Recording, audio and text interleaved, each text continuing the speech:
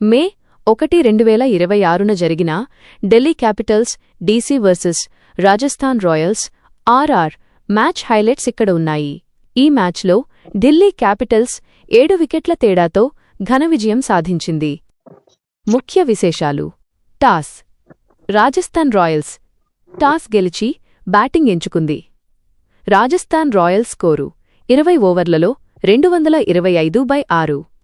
Captain rayon Parag అద్భుతమైన ఫామ్లోకి వచ్చి 50 బంతుల్లో 90 పరుగులు చేశాడు. చివర్లో డొనవన్ ఫెరీరా కేవలం 14 బంతుల్లో 47 పరుగులు, 6 సిక్సర్లు చేసి మెరుపులు మెరిపించాడు. ఢిల్లీ బౌలర్లలో మిచెల్ స్టార్క్ 3 వికెట్లు పడగొట్టాడు.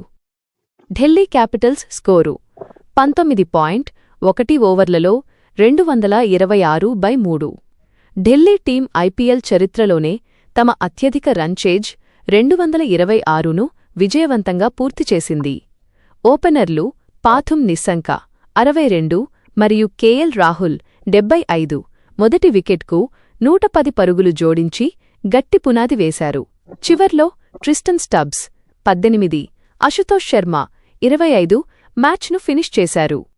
మ్యాచ్ ఫలితం: విజేత ఢిల్లీ క్యాపిటల్స్ 7 వికెట్ల తేడాతో విజయం.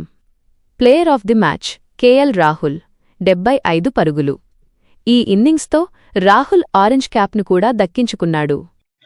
ఈ విజయంతో ఢిల్లీ క్యాపిటల్స్ వరుస 3 ఓటముల తర్వాత మళ్లీ ఫామ్లోకి వచ్చింది.